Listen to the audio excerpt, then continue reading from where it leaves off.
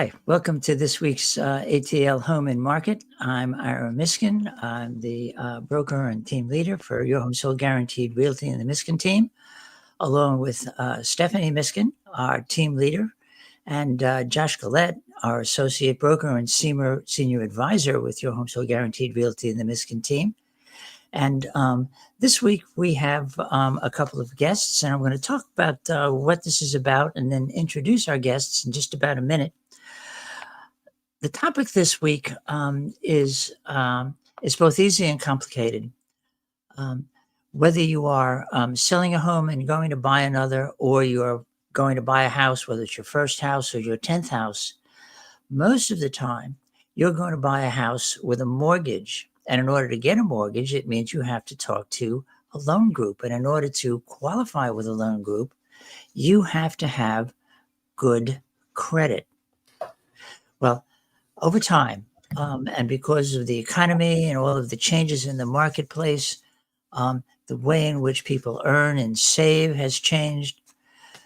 Credit and your credit scores and the effect that it has on your ability to borrow money has really changed the way in which people have to now prepare in order to be able to get that home loan. And there are more and more people that are finding it difficult to qualify to get those loans and need assistance. So we're going to focus this week on an area that is really, really super duper important for everybody who's going to get a loan, whether you're buying a car or you're buying a house. And that is getting your credit to a point where you have really good, solid, acceptable credit. And if you don't, how to repair that credit. And so joining us this week are two guests. They are from a great company that we have done a lot of work with and have helped a lot of our home buyers over the years, Trinity Credit Repair. Cheryl Hennett and also Caleb Winton. And both of them are really top-notch experts in helping people to figure out how to and then execute the work necessary to repair their credit so they can go on and do the things they need to with good, strong, solid credit in the marketplace. But before we jump into that, Stephanie is going to give you this week's terrific opportunities to have a good time in Metro Atlanta, particularly since we're coming into a holiday weekend this weekend. Steph, what you got for us this week? Yep. So this is Memorial Day weekend, and there's lots going on. I tried to pick a variety of different events so that it might interest different sections of the population. And so let's start off with the first one, which is a beer festival.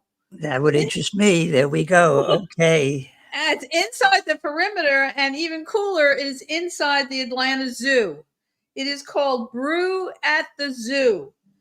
There'll be beer and wine samples from breweries all over the country and the world. There's going to be live music in the zoo, yard games, and food, and just a blast. So it has been going on for 18 years at the zoo. So it starts at 5:30 and it goes to 9 o'clock. It is general admission, and there's a members of general admission, and there's a non-members general admission. And there's going to be 30 breweries. So, you know, if you like beer and wine and you like music and you like looking at animals after everybody else is gone, I think that would be just a fun thing to do. So that's at the Atlanta Zoo. The next thing that's going on, and this is going to be actually from May 17th all the way to September 7th. This is great. I don't know, if you have children, you have to go to the Children's Museum of Atlanta. I recently, I don't know, maybe 6 months ago, brought my grandkids. One of them is 10. The other one is going to be 7. And they had a blast. It is really a very interactive environment. And what's going on there now, they change the exhibitions all the time. You know, I've got to bring the kids there now that school's out tomorrow. So this is going to be a summertime activity with grandma. But Scooby-Doo Mansion Mayhem is going on. And basically, the whole place is filled with Scooby-Doo stuff, and the kids have to solve a mystery. And so they go from station to station working through this mansion and to solve this mystery. It's not expensive to get into this place. It's only $18 to get in at the Children's Museum of Atlanta. So I'm telling you, if you've never been and you have kids or you have grandkids or nieces and nephews, check it out because it's great. And you know what? Mom, dad, aunts, uncles, grandpas, we don't have to walk so much. We can just hang back and watch the kids have a good time. So, now another thing that's going on, and this is in Alpharetta, they're having a big arts street fest. And this is going to be going on from May the 24th to the 25th from 10 o'clock to 5 o'clock. It's going to be at Wills Park. Again, it's an arts festival. So there's going to be over 100 artists from across the USA. It is juried. So, again, high quality artwork. There's going to be food and drinks and music. It's going to be rain or shine.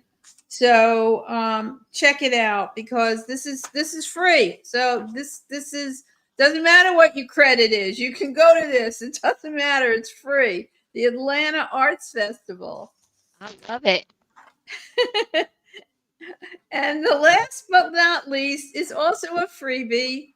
And this is going to be in Piedmont Park. This has been going on for many years, and it is the Atlanta Jazz Festival. It's going to be every single day this weekend, starting from 11 o'clock to 11 o'clock at night. Again, it's free. It's going to be jazz, lots and lots of music, lots and lots of food. And you should check that out. But again, this is one of the largest free jazz festivals in the country. So again, check it out if you like music and you want to get into the city and not have to pay anything. Bring a blanket, bring some food, and have a good time listening to some good music. So that's all I got. But if you do nothing and you just sit around and make hot dogs and hamburgers and relax, that's good also. I want you all to enjoy the weekend. That's what you got for me. And there you go. Welcome to Atlanta. I've said this over and again. When you get outside of the Southeast, people still have the perception that we're a small town.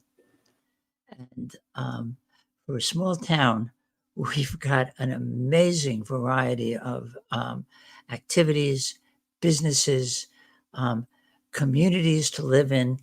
Pick a style, pick a size, pick a way in which you want your lifestyle to be managed. And Metro Atlanta has just about all of that. And it has it at a cost that is really in tune with what people can manage as opposed to the rest of the world. Go to someplace like Chicago or New York or Los Angeles, any of the other major cities in the country. And yes, they're nifty places, but the cost, the stress of living in those kinds of really jam-packed urban environments doesn't have any of the grace. And I guess I'm just being socially inappropriate, but I just think that the Southeast, and particularly with Metro Atlanta as its center, is just an extraordinary place to live, to raise families, to retire, to build businesses, to have opportunities, to go to school. We pretty much got it all. And it's why so many people are traveling and looking at the Southeast in increasing numbers, and particularly Metro Atlanta.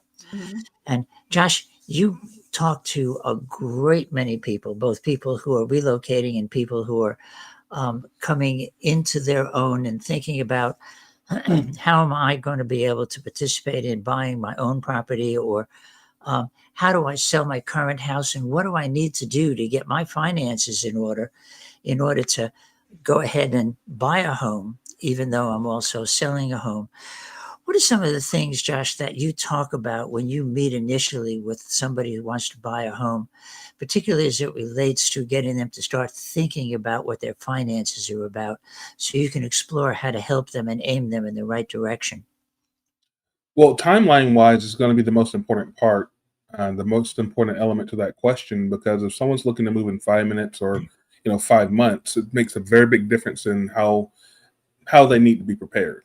So, of course, finances, having their money in order, having enough for the down payment, so on, down payment, closing costs, inspections, appraisals, so on and so forth. But honestly, timeline matters the most when it comes to credit repair, or really just credit in general. So if they need time to build their credit, if they need time, their credit's not to where it needs to be, or even if they just wanted a better interest rate, having enough time to get it to where they want to be or where it needs to be, that's always going to be really important. So making sure they understand all the next steps available to them, number one, and making sure that either they have the credit score they need, or they're on the path to having the credit score they need by that time. It's one of the most important things. Right, right. One of the things that we talk about with prospective buyers of homes before we actually even meet with them is this key question of, do you know what your credit score is? And some people do. Some people have a pretty good idea of what their credit score is. And some people only imagine what their credit score is. Well, I think it's, we've had, I remember we had one person that one of our folks chatted with to set up a meeting. And she said, "What is your credit score? Do you know?" And he said, "Oh, yeah, our credit score is 800." Well, as it turns out, yes, they had a credit score of 800. The wife had a 400 credit score, and the husband had a 400 credit score. And they thought if you put it together, they had an 800 credit score. The world has changed, and people are not always as clear or as understanding of what the importance is, or even how the finances work, particularly as it relates to credit and credit scores. So, Cheryl, Caleb, can you give us an idea first of what is credit repair, and what is it that is at the center with understanding credit scores that is really so important in understanding what that is and how credit repair can really help people to solve the issues they have?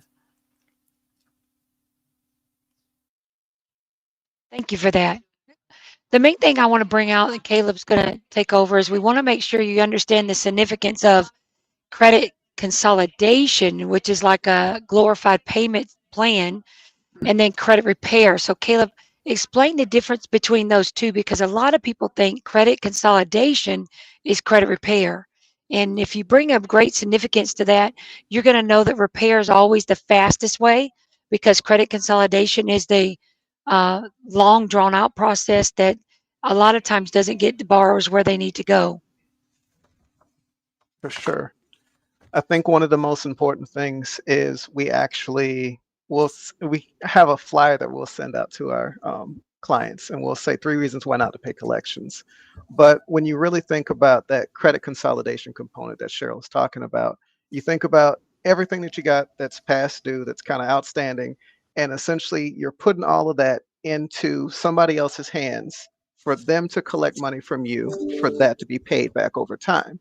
Meanwhile, when you think about it, real short and sweet, if you end up having a collection that's on the report and it's gotten to this point now where it's, let's say, 3 years, 4 years old, there's such a thing as a statute of limitations, because what we really have to keep in mind about the bureaus, they're for-profit companies, right? So on their side, they're required to report things to 100% accuracy, according to what we call the FCRA, or the Fair Credit Reporting Act. And then on the other side, when you think about these creditors, collection companies, they're governed by what we end up calling the Fair Debt Collections Practices Act.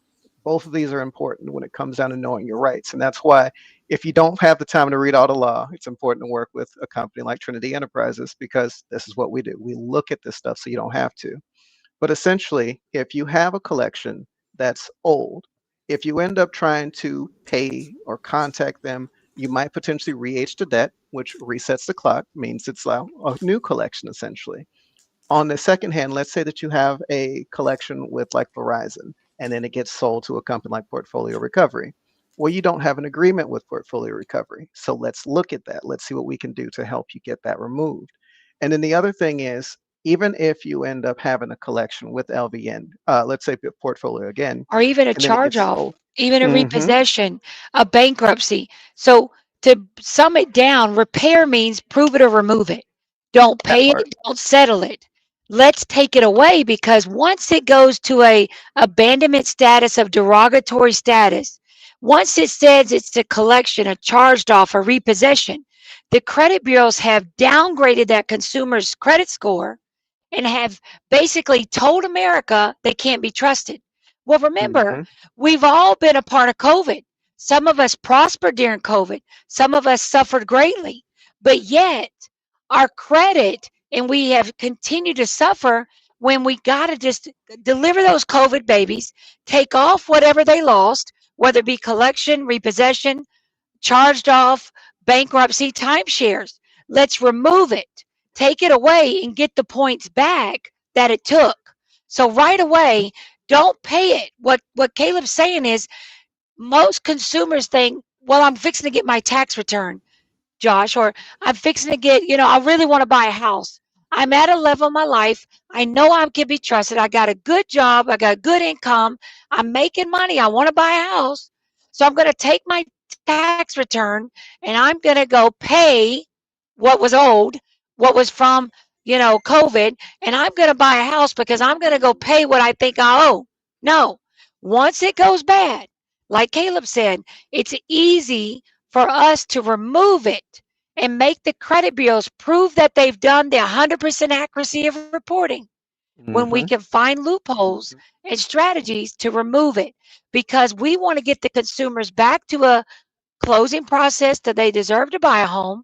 Forget the past, erase the past from the credit report, because the credit bureaus themselves have major problems right now. And we are, like Caleb said, they're for-profit companies. They're just like Walmart, McDonald's. Right. So if they get paid to put it there, that's how they make 90% of their calls, is reporting the inaccuracies and negatives against consumers.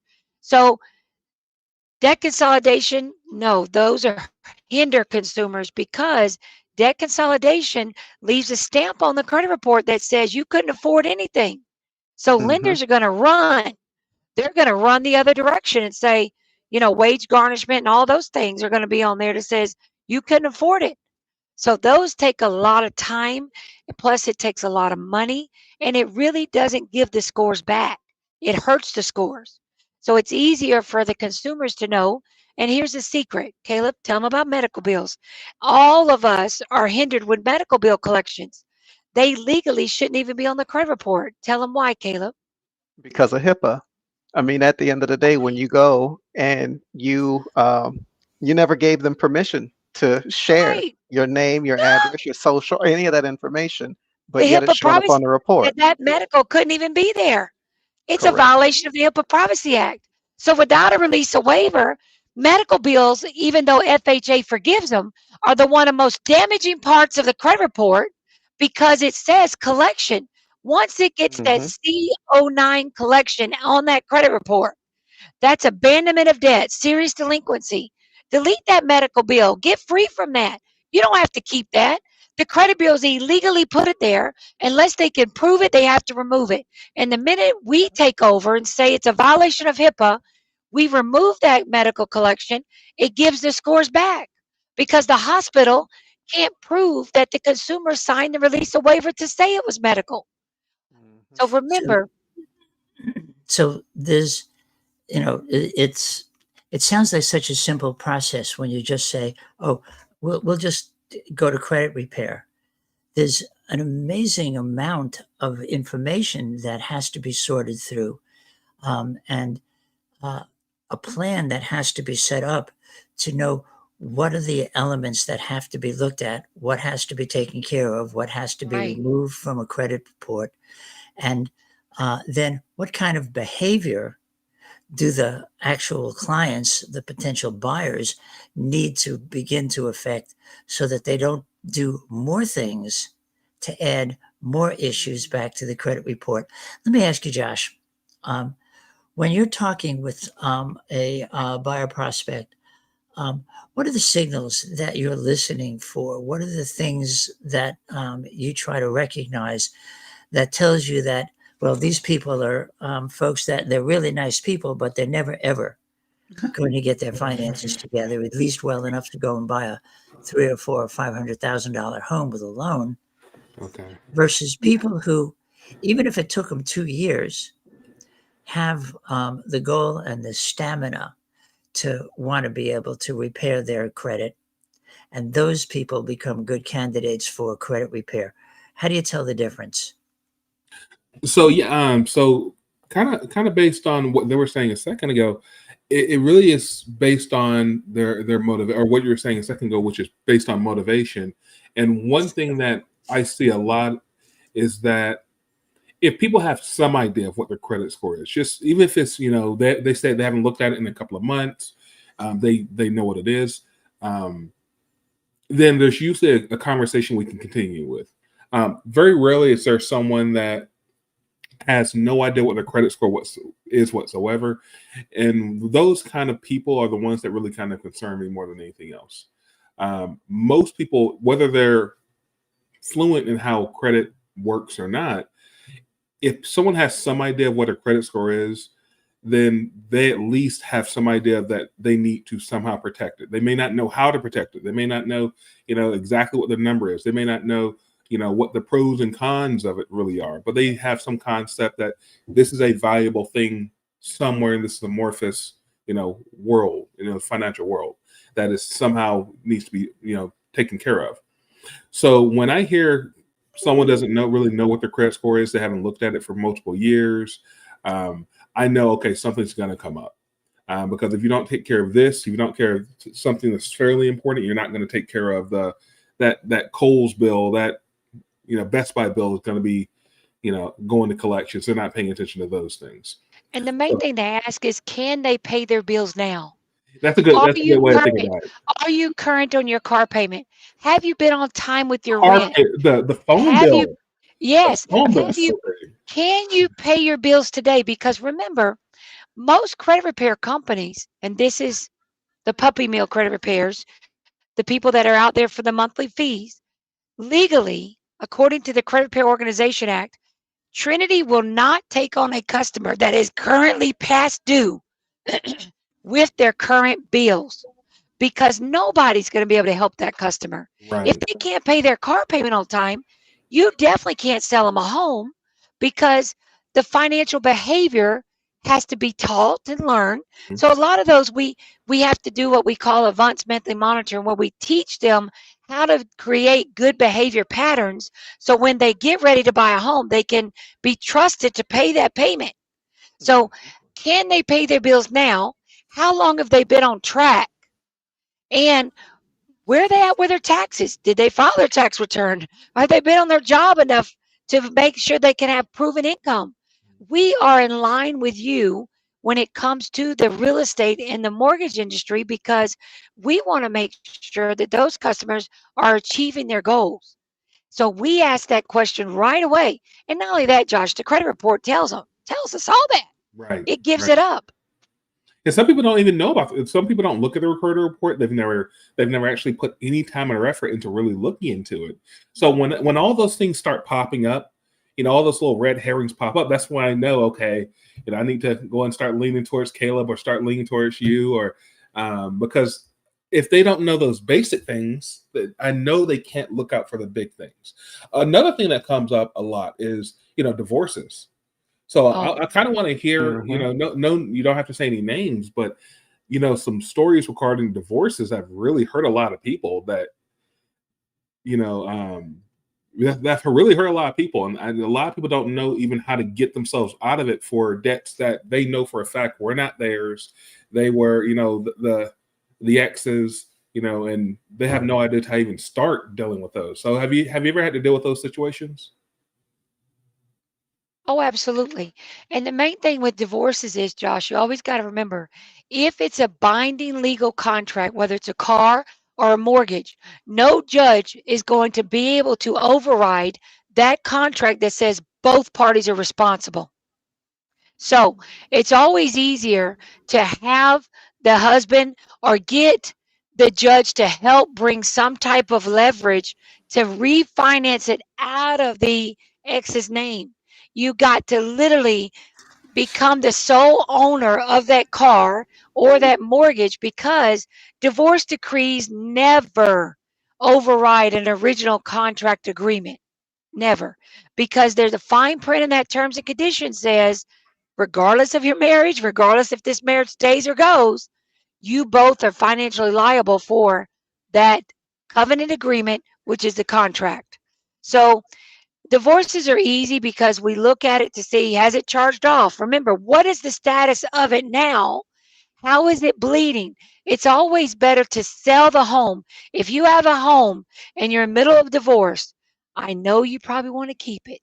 I know you think he's going to pay it on time.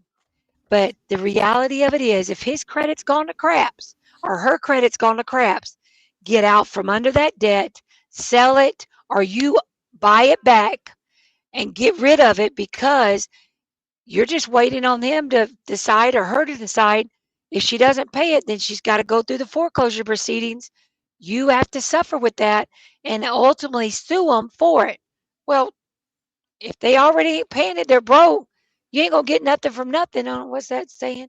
Can't get water from a rock. Yeah. You know what I mean? Blood Yeah. from You the can just stone. file Yeah. bankruptcy. I have a lot Right. of people that try to get water from that rock. Yeah, you Can't can get just water file from a rock. bankruptcy, and the judge is going to say, well, they filed Chapter 7 bankruptcy. You don't get nothing now, because they Right. included that in it. So it's easier just to cut your ties, get rid of the mutual property, sell it, remove it from that contract, close that contract, and start over.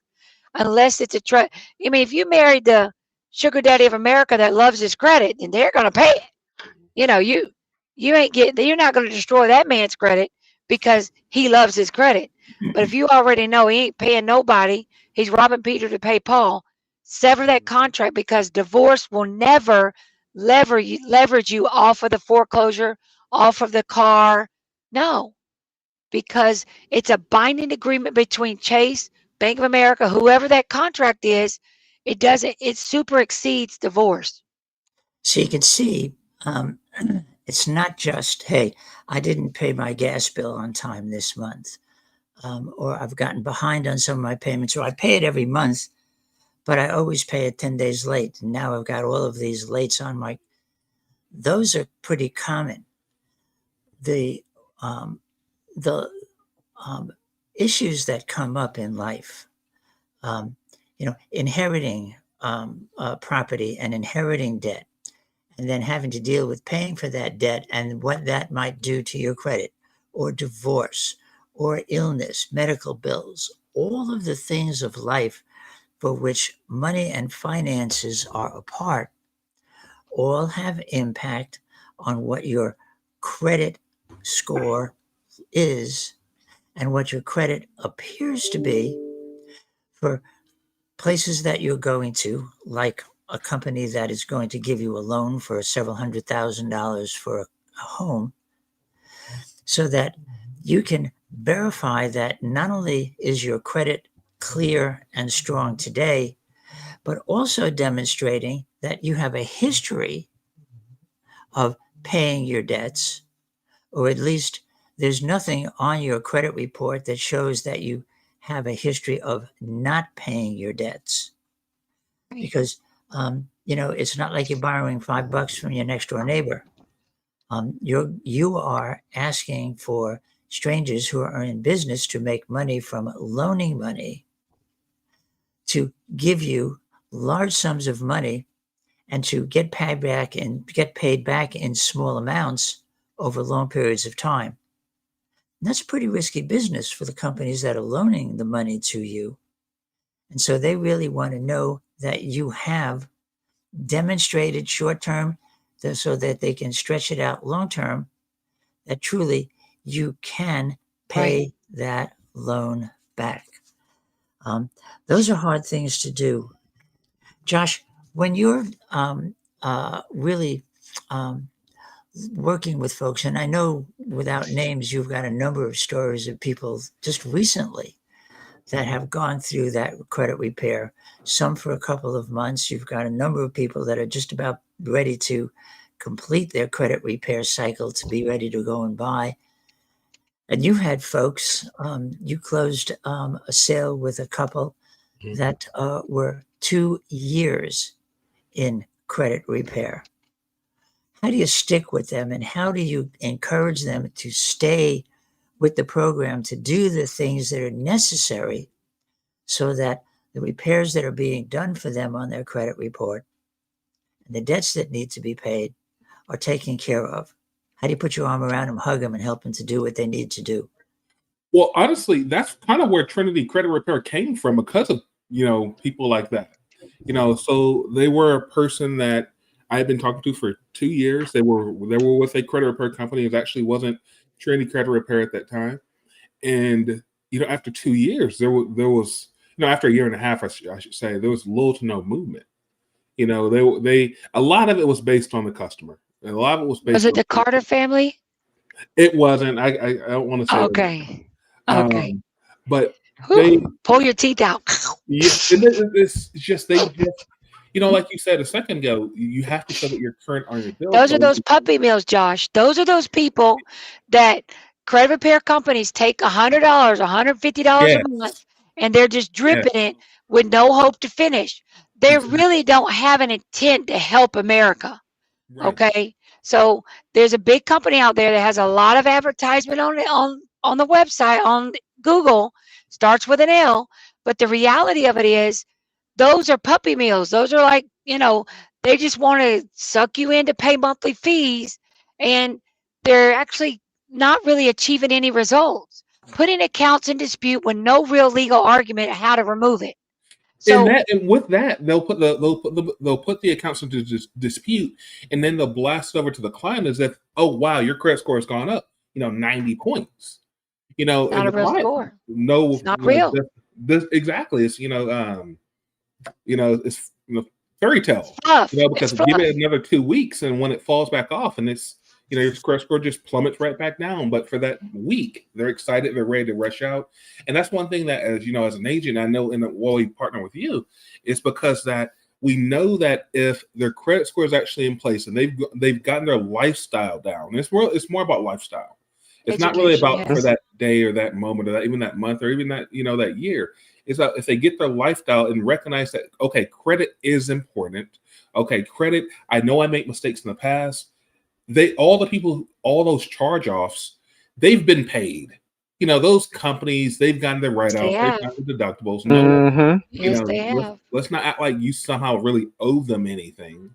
No.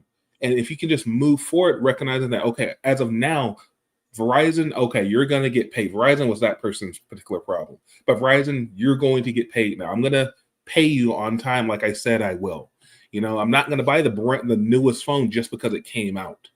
If you can get that ingrained into them, and that's one thing I've really liked about you all have really worked on ingraining that into them so that the situations I've had in the past where you're getting credit repair, and then you finally get the credit report, and now there's 2 new collections on the account. That's like there's not much you can do, with those. No, So for sure.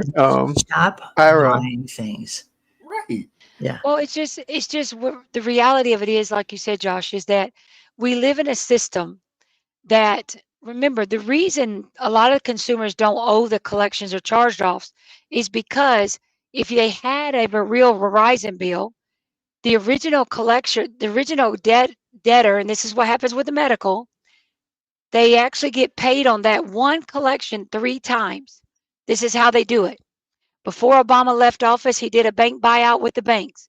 That was Capital One and the major credit card companies. There was 3 banks that didn't take that buyout, and that was Discover, American Express, and Bank of America. We never see them collections. Never see them. They come after consumers. They're the bloodsuckers of America. I call them the Draculas. If a customer comes to me and they have a Discover card for $12,000 charge off, I'm immediately, like Caleb says, I'm going, what state did that originate? Texas? The date of last activity was in 2022. Woohoo! We just beat them. Mm-hmm. They keep Mm-hmm. to 3 years. But if it was originated in Georgia, where it's a 5-year statute of limitation, and the last time Discover looked at you was in 2022, we're going to have a serious conversation, Josh. And I'm going to say, well, here's my recommendation.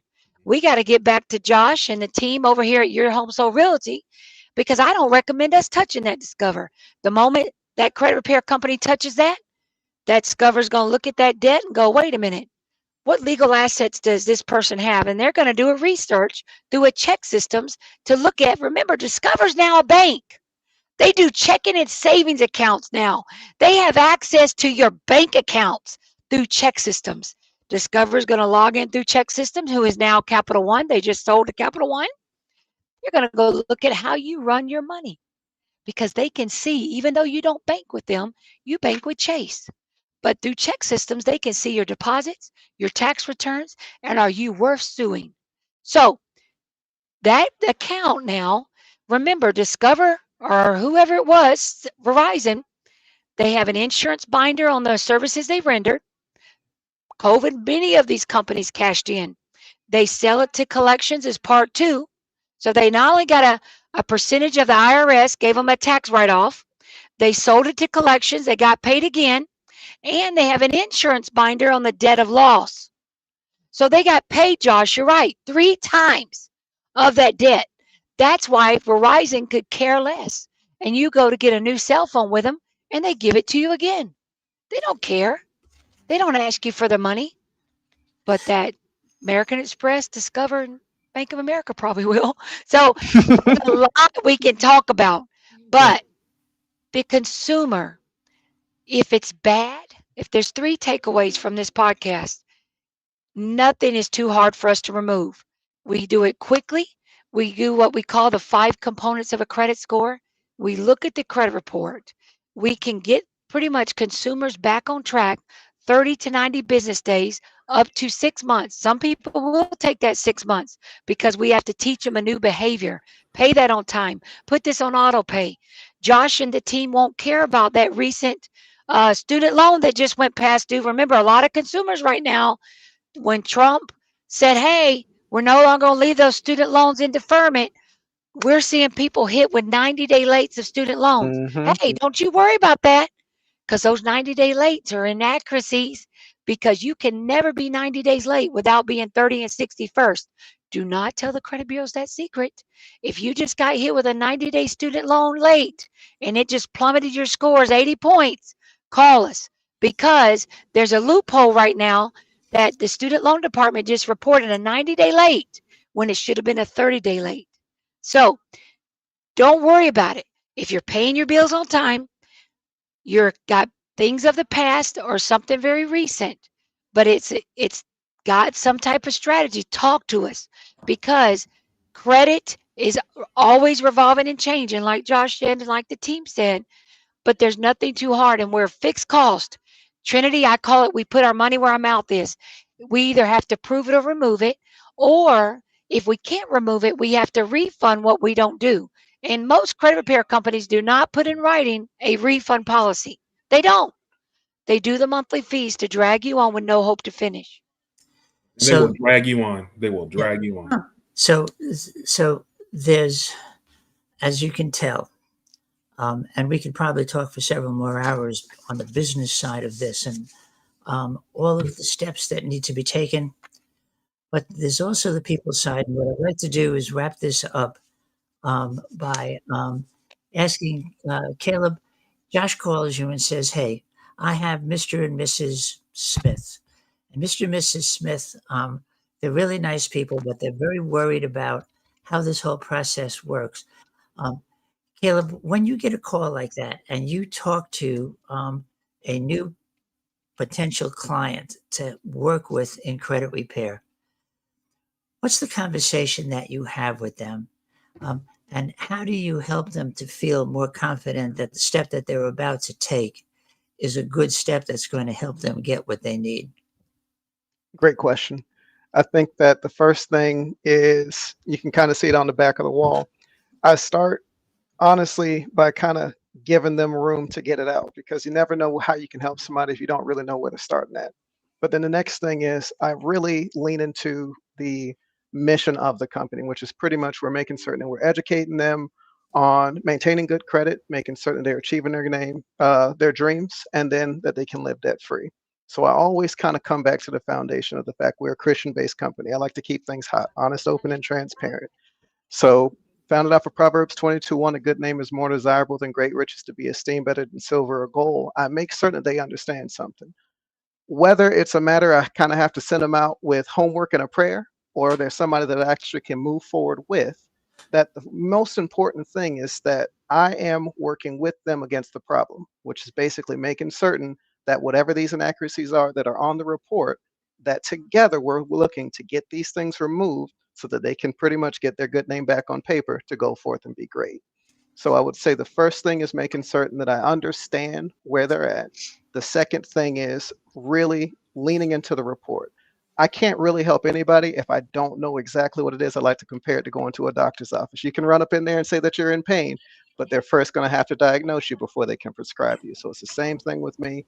The next thing is I want to get a report, really look at what it is. And then after that, we kind of see, okay, based off of these inaccuracies, let's go after this so that way, if you'll permit me with this argument, we can get these negative items removed. And that's typically where the magic happens. And that's a great. And then we're going to also rely on you. We're going to say, Josh, what size home do they need? How much Yes. time do you have your home sold? We're going to say, tell me what score do I need to achieve? Because if they're Right. trying to buy a $1 million home, that score model is going to be different. You're going to need a higher score model than an average FHA. So a Mhm. part of that conversation that Caleb's saying, the credit report's going to lead the way of what we need to do to achieve the kind of goals that you know your borrowers need. And then what score models do you look at? If it's VA, we know a certain amount of that debt can't be forgiven.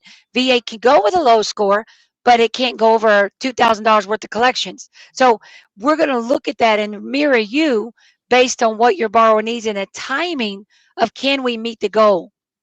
And that's actually why one of the reasons why we actually have the team system in place, because you really need that communication throughout. Because a lot of people come in Yes. somehow with the expectation they've never bought a home or they never sold a home before. They've talked to their uncle or aunt, cousin, next door neighbor, and they think they know the process, not realizing there's a lot of different avenues that they can get to where they want to be.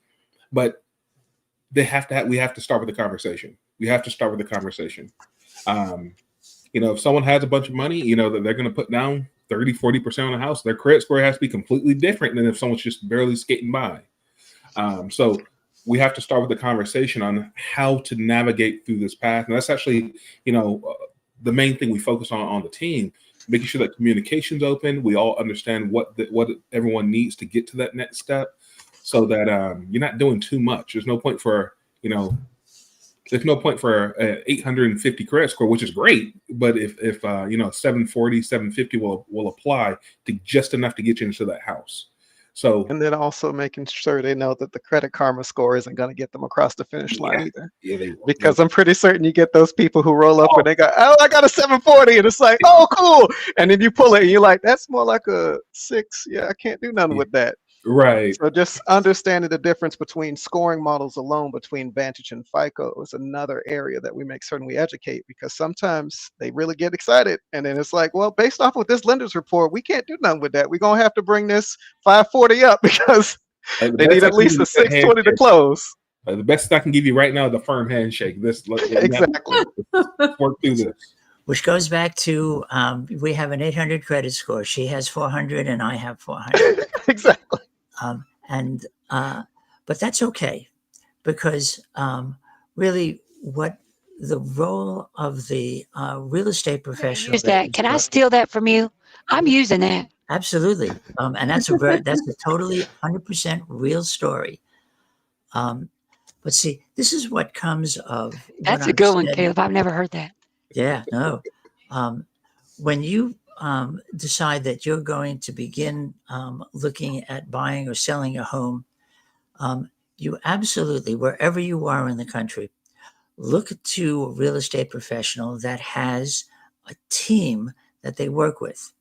It's the team that helps you to do all of the real estate side of it, but everything that goes along with it. And so critical is having a good business relationship and a good working relationship with a credit repair group, because unless you're going to bring all of the cash for the purchase to that particular sale, you're going to borrow money. And to borrow money, you need to have credit that is the type of credit that lenders will look at and will take the risk of loaning you money. So that's where we in our team environment have the ability to reach out to people like Trinity and help you to join with them so that you can talk through the issues that you've had, the issues that you're facing, the goals that are set for you to be able to achieve that purchase of that home, and have Caleb and Cheryl and the entire team at Trinity help you to bring your responses and your credit into that situation where now that home lender says, oh, yes, here's $400,000 and enjoy your home. That's what's critically important. And having that team behind you is just so important. So what I'd like to do is number one, I absolutely want to thank Caleb and Cheryl for giving us an amazing day and all of the information they have and the time that they've taken to do that. And I just wanted to have Steph pop back up one more time and just quickly remind everybody, now that we've talked about all of those tough issues like credit, where you can go to have a breather and have a good time before on Tuesday next week you start working on your credit again. That's right. That's right. Okay. Yeah, I'm all about a good time. All right. So, number one, brew at the zoo. Don't forget, go to the zoo, have some beer, have some wine, listen to some music. That's this weekend. Scooby-Doo Mansion Mayhem for the kids at the Children's Museum. That's going to be going on all month. The Atlanta Arts Street Fest. That's in Grove, at the Grove at Wills Park. It is free and it is this weekend. It is an arts festival, music, food, great art, and also a freebie, the Atlanta Jazz Festival down in Piedmont Park. Again, going on all weekend from 11 o'clock in the morning to 11 o'clock at night.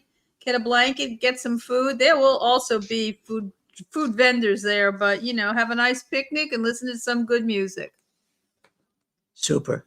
So once again, I want to thank Cheryl Hinnett and Caleb Hylton for joining us today and giving us a wonderful view of really what is a complicated set of issues in dealing with your finances and how they can help you to resolve so many of the issues that people face. And I just want to remind you that if you liked what you've heard today, since this is running on Facebook, like it, click it. And if you're new to us and you haven't already become a subscriber, go ahead and subscribe so that you can have access to this and all of the different stories and reports that we provide you. You'll see in the information provided with you, you'll have information on how, if you want to, you can contact Trinity directly. And if you have any additional needs or information, you can certainly call us, text us at the numbers that are available, so that we can aim you in the right direction and help you with all of your home buying and home selling needs. So until we see you again, I want to thank you. I want to thank Josh and Stephanie and Cheryl and Caleb. And I wish you a great Memorial Day weekend. You all have a great good. Thank you. Okay, bye. Thank you. Thank you.